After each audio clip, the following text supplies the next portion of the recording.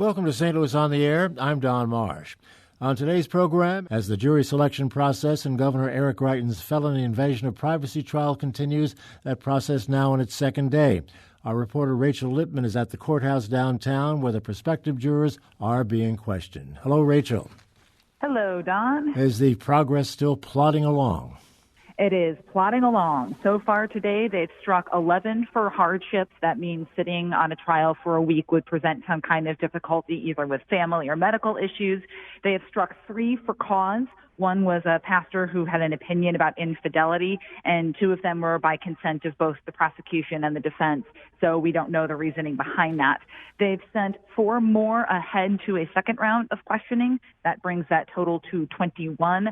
The ponderous pace, though, has already kind of shifted some deadlines around. It now looks like that second round of voir dire or jury questioning is going to be Tuesday instead of Monday, which means opening arguments are probably pushed back until Wednesday. So there is some news. There was a meeting earlier today, as I understand it, Rachel, between the judge and a number of lawyers, basically taking a look at phone data. Do we know anything about the outcome of that get-together? Well, we know that the prosecution obtained and executed a search warrant for the governor's phone, and like you said, they were going through some of the data on it. According to Jim Martin, one of the attorneys for Governor Greitens, when Mr. Callahan, Richard Callahan, who's sort of the person who was appointed to go through the photos and determine what could be potentially admitted as evidence, he went through 16,000 images and videos and found none associated with KS, who is the woman who accused Governor Greitens of taking this photo without her permission. It was a semi-nude photo. And apparently the forensic analyst also wrote that there was no evidence of a photo being taken or have not found evidence that an image was deleted. This all came in the context of a discussion about kind of ongoing evidence stuff. The attorneys for the defense, Jim Martin specifically said, look, there's still one more data set out there. We are in the second day of jury selection. This is a continuing fishing expedition. We need to just shut this down. Nothing more. Haven't heard a specific ruling on whether they will be allowed to review that last data set, and this would be from Apple specifically. You would have to think that not finding anything on that phone that you just described would be good news for the defense. Well, Jason Rosenbaum, my fellow reporter, has, put this point in a lot of times. He doesn't have the same phone he has from 2015. So the idea that the governor would have the same phone from 2015, I don't have the same phone that I had in 2015. I don't know one way or the other whether that means anything, but that is something to point out, that we don't necessarily have the same phone we had at the time that this took place back in 2015. Maybe that would be a reason for the judge to go forward with reviewing Apple and sort of cloud data that might extend back to that time. But keeping in mind that we do switch out cell phones pretty frequently, you can read into it, I think, kind of one way or the other. But it has been an ongoing thing that we don't know. And there's been no evidence yet that the prosecution has this photo. Is the governor there today? Governor is there today. Again, so far he has been the only person. We haven't seen family members, supporters, First Lady, etc. here at all. He is there. For those who are curious, he is in a suit again today. He has dropped the khakis, blazer, unbuttoned shirt look, suit and tie today with a white pocket square. Still with the cowboy boots? I haven't looked closely enough to know if it is cowboy boots. Rachel, are you learning anything through the questioning of these prospective jurors by the lawyers? Anything coming out of that might be of interest? What they seem to be looking for is not necessarily people who know nothing about the case, but who are relatively low information about it. Maybe they've just kind of heard something in passing. They aren't actively seeking out information. They're like, yeah, we know that the governor might have taken a picture kind of thing.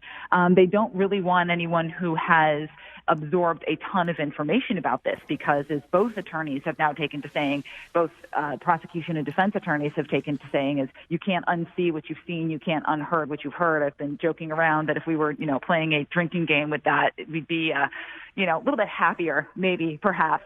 But they really are emphasizing that you can't, information that you have heard may taint the ability to be fair. And so far, the judge has seemed willing to accept that as a reason to strike for cause. They want a jury that is kind of coming in as a blank slate. And this one has been unique in that there has been a ton of media coverage of this start to finish. To right now, I should say. What is the demeanor of the lawyers as they question these prospective jurors? I mean, are they aggressive? Are they playing nice? How is that working? Call them politely aggressive. They're certainly not going after them hard. They're being very polite but very pointed. You have Ron Sullivan, a Harvard professor from Harvard School of Law, handling most of the voir dire this morning so far, the jury questioning for the prosecution, and really no surprise, Scott Rosenblum is handling it for the defense. And the problem I think we're starting to see is that both of them have fairly sizable egos. Both of them are good trial attorneys, and they have been trying to sort of one-up each other in terms of questioning and how they handle it. And Burleson actually at one point admonished them and said, hey, guys, if they've said yes or if they said, no, I haven't formed an opinion on the pre-questionnaire, let's not get them to keep repeating no. Let's look and explore areas where they have answered, yes, I have formed an opinion, or yes, I have a negative view of one side or the other here. The questionnaires are something a little bit different in this case. In terms of... In the sense that it's not normally done. Having only made it through voir dire once in St. Louis, or gotten picked to voir dire, no, I don't think you usually have this level of questioning in a standard, felony case of how much do you know about this case already. This is, of course, a special circumstance. It's the first time the sitting governor of the state of Missouri of any party has ever been charged with a crime in history. As the sitting governor, as Jason points out several times, a man who was governor was charged after he left office, but this is the first time the sitting governor has been charged. So yes, there is that element of that is catching people's attention for sure. One thing I think we should point out, and that is even though they're going through this now even lengthier process of trying to find a jury panel, this could still be a bench trial. It could still be a bench trial. That is a motion still pending out there. Judge Burleson seemed to think yesterday with the 17 of 40 that they moved through, that was a pretty good percentage that they might be able to get a pool of about 40 to 50 for the second round of questioning to winnow down to 12. It depends, obviously, how the rest of this process goes. He's been pretty adamant that he wants the jury considering most of the things in this case, just kind of in general and even points of law, such as whether there was a transmission, for example, that is something for the jury to decide. So I have gotten the impression that he's going to do everything he can to keep this as a jury trial, that he believes it should be a jury hearing the case against the governor rather than him. And he is quoted in the morning paper as saying that he thinks, as of, I guess, last evening, everything was on track, so we'll assume it still is. On track for, in terms of the number of people they want to get through and sort of a percentage. On track for time? No, we're not on track for time right now as to the original schedule. They've shifted it up to move that second round of voir dire to Tuesday. One thing they were concerned about is they told people yesterday that it needed to be Monday.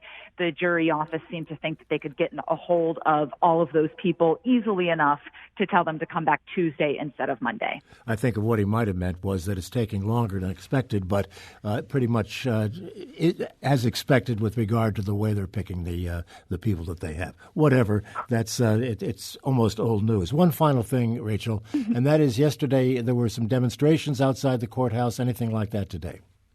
I haven't seen anything yet today. When I went in this morning, don't know what there's planned for this afternoon. It did actually come up in a conversation from the governor's attorneys that, protesting may cause people to form an opinion in this trial if they haven't been instructed to disregard it.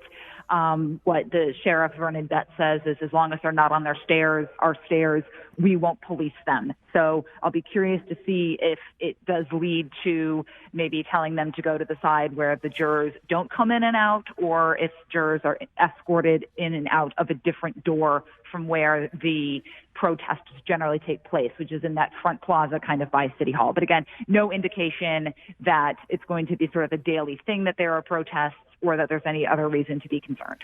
Anything else we need to point out before we let you go? I don't think so.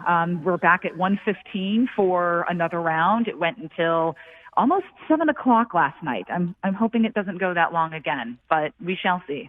Rachel, thank you so much. Pleasure as always, Don. This is St. Louis on the Air on St. Louis Public Radio, 90.7 KWMU.